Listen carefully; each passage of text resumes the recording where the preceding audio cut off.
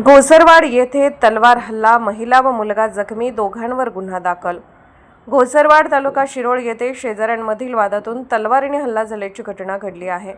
या घटनेत महिला व तिचा मुलगा जखमी झाले असून दोघा संशयित आरोपीविरुद्ध कुरुंदवाड पोलीस ठाण्यात गुन्हा दाखल झाला आहे।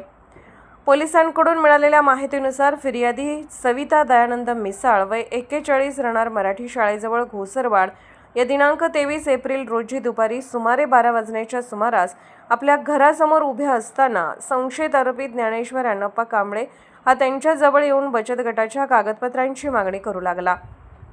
फिर्यादी यांनी कागदपत्रे संध्याकाळी देण्याचे सांगितल्याने त्यांनी शिवीगाळ केल्याचे फिर्यादीत म्हटले आहे।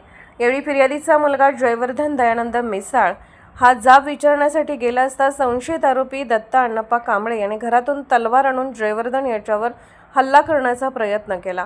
त्यावेळी फिर्यादीमध्ये पडताच त्याच्या डोक्यावर तलवारीने वार करण्यात आला। तसेच जयवर्धन याच्या डाव्या खांद्यावरही वार करण्यात आल्याने दोघेही जखमी झाले। या प्रकरणी गुन्हा दाखल करण्यात आला आहे। या घटनेचा पुढील तपास पोलीस हेड कॉन्स्टेबल साळुंखे करत आहेत।